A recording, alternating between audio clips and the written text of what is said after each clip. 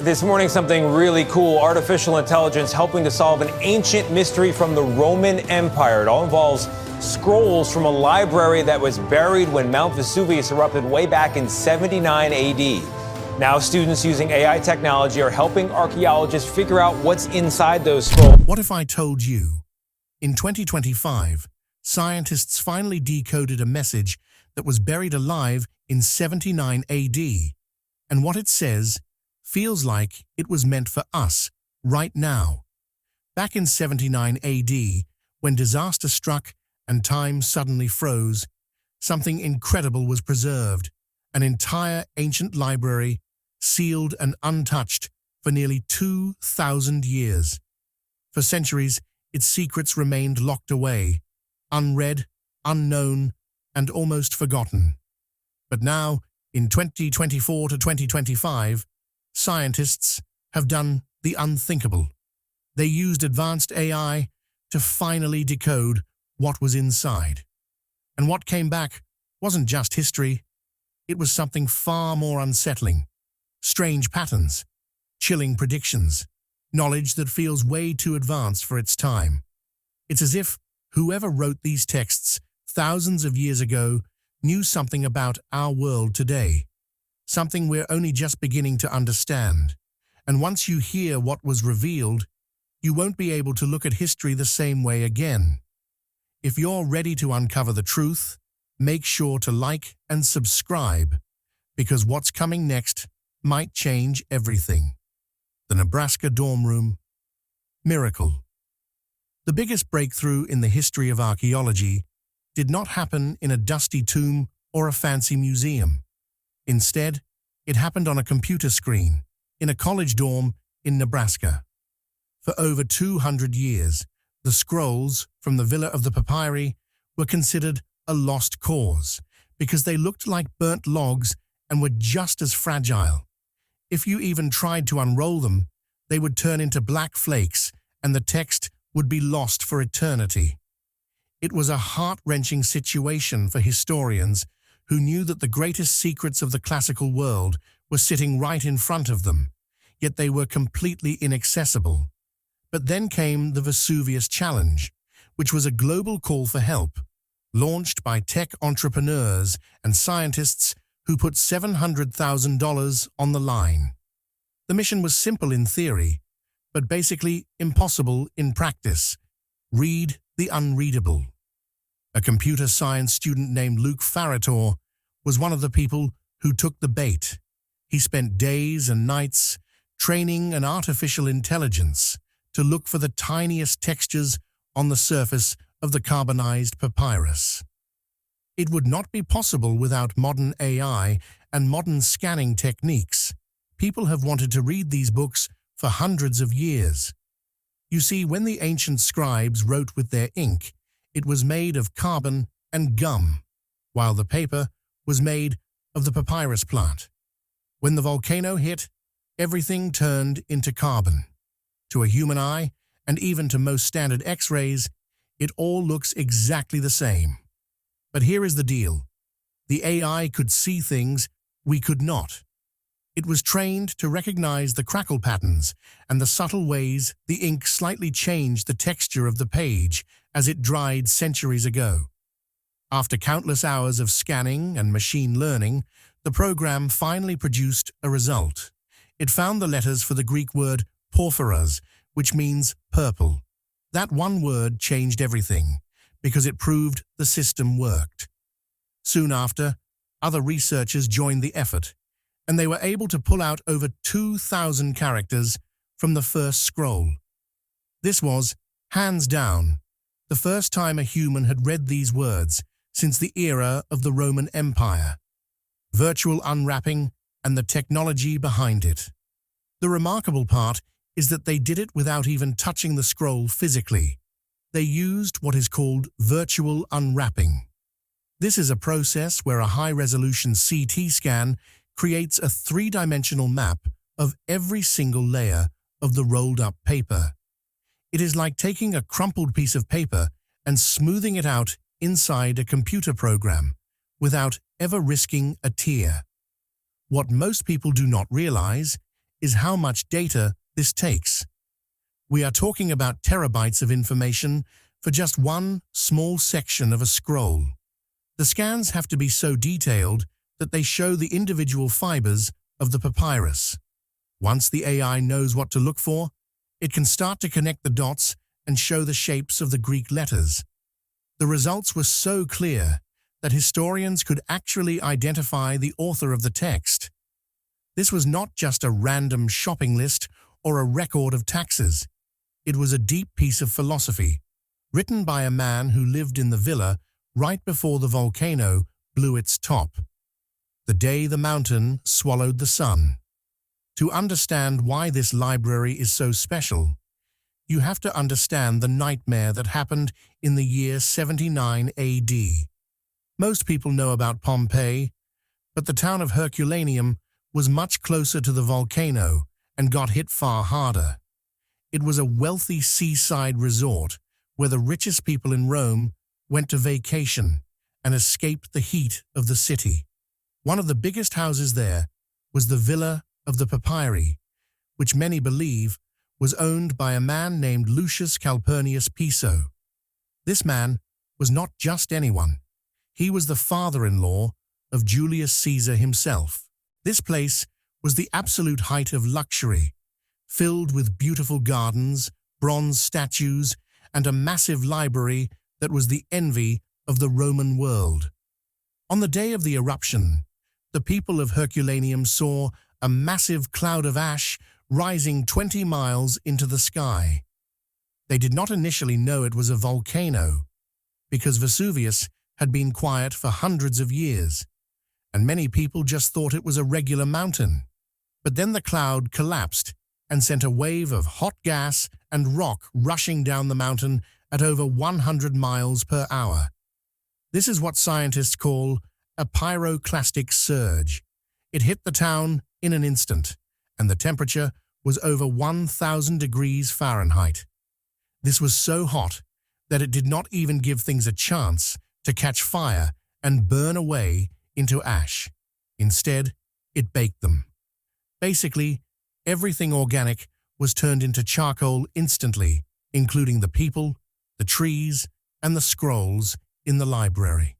Because the town was buried under 60 feet of volcanic mud and ash, it was sealed off from air and moisture. This preserved the scrolls in a way that no other library in history was ever saved. If the library had been in Rome or Alexandria, it would have been burned in a war, stolen by raiders, or simply rotted away over the centuries.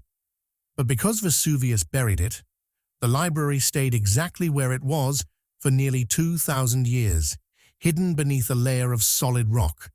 When explorers first found the villa in the 1700s, they did not even know what they were looking at. They thought the scrolls were just pieces of burnt wood or charcoal from a fireplace. They actually threw a lot of them away or used them for torches before someone finally noticed that they were shaped like rolls. And the papyrus are almost made out of the same stuff, so you need a bright, very brilliant X-ray beam to be able to tell the difference. Even then, the early archaeologists were reckless. They tried to slice them open with knives or soak them in chemicals to get them to open up. Most of the time, they just ended up with a pile of black dust and a lot of regret. The scrolls that survived those early experiments are a miracle in themselves. They are so brittle that even a slight change in humidity can make them fall apart. For centuries, they sat in a museum in Naples, and everyone thought they were just silent monuments to a disaster. No one believed we would ever be able to read the inside of what essentially looks like a rock. But the very thing that made them unreadable, the carbonization, is also what kept the ink from fading away entirely. It was like a time capsule that was locked with a key that did not exist yet. Herculaneum was preserved much better than Pompeii, because in Pompeii the ash was light and things rotted, leaving behind empty spaces.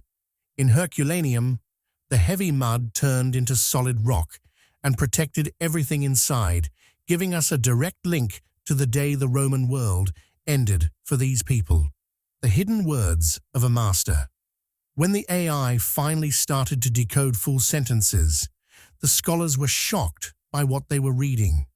They expected to find famous poems or stories about the gods, but instead, they found a very specific type of philosophy called Epicureanism.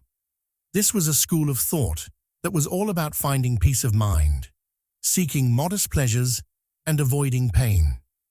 The author was a man named Philodemus, and he was basically the house philosopher for the family that lived in the villa. His job was to teach the rich Romans how to live a good life without being obsessed with power and money, which is pretty ironic considering he was living in one of the most expensive houses ever built. The decoded text is like a direct message from the past, telling us to stop chasing things that do not matter. One section of the scroll talks about food and says that people who think expensive food is better are just fooling themselves. It argues that if you are actually hungry, a simple meal is just as good as a lavish feast. This might not sound shocking today, but in a world where Roman elites were spending fortunes on exotic birds, rare spices, and complicated dishes, it was a huge slap in the face. Philodemus was telling the richest men in the world that their luxury was a trap and that they were making themselves miserable by trying to impress others.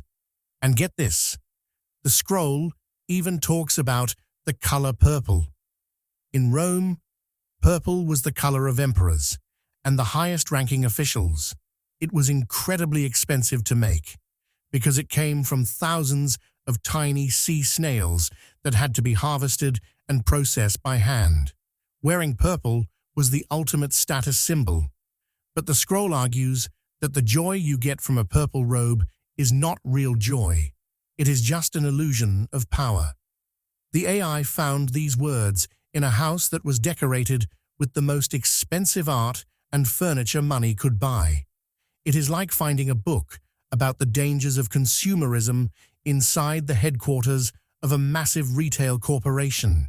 The remarkable part is how conversational the writing is. It does not read like a dry, boring textbook. Instead, it reads like someone talking to a friend over dinner. Philodemus uses examples from everyday life, like the way people act at parties or how they worry far too much about what their neighbors think. He was a master at pointing out the tiny ways that humans make themselves miserable for no reason. The AI has uncovered sections where he mocks people for being afraid of death and says that once we are gone, we will not feel anything. So there is no point in worrying about it now. He wanted people to focus on the present and the friends they had around them. Forbidden thoughts and dangerous ideas. What most people do not realize is that these writings were likely never meant to be seen by the public. This was a private library for a small group of elite thinkers and their students. These were the forbidden thoughts of the Roman world. If you were an emperor, you would not want your soldiers or the common people reading about how power is an illusion and that peace is more important than conquest. The villa was a sanctuary for ideas that were too dangerous for the streets of Rome. Now the AI is acting like a historical whistleblower, bringing these secrets to light after 2 millennia of silence. The text also hints at the way the Romans used the poor for their own entertainment. There is a section that describes religious festivals as nothing more than big shows for the wealthy to flaunt their money.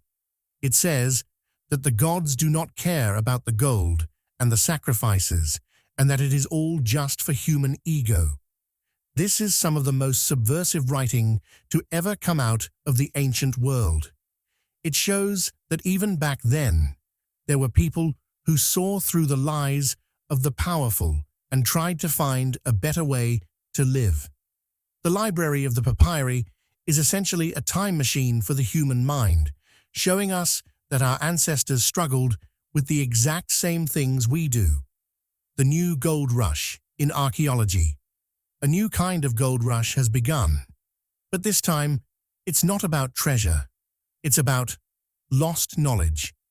After the breakthrough of the Vesuvius challenge, everything changed. For years, experts avoided digging deeper, afraid that any hidden scrolls would be destroyed before they could ever be read. But now, with powerful AI and advanced scanning, we don't have to touch them at all. We can look straight through layers of rock and uncover secrets without causing damage. Teams are now preparing to return, using tiny robots and smart sensors to explore the parts of the villa still buried under nearly 60 feet of hardened ash and stone. What's waiting down there could rewrite history, and it makes you wonder, do these ancient ideas about status and success still shape our lives today? Tell me what you think, and don't forget to like and subscribe for more mind-blowing discoveries.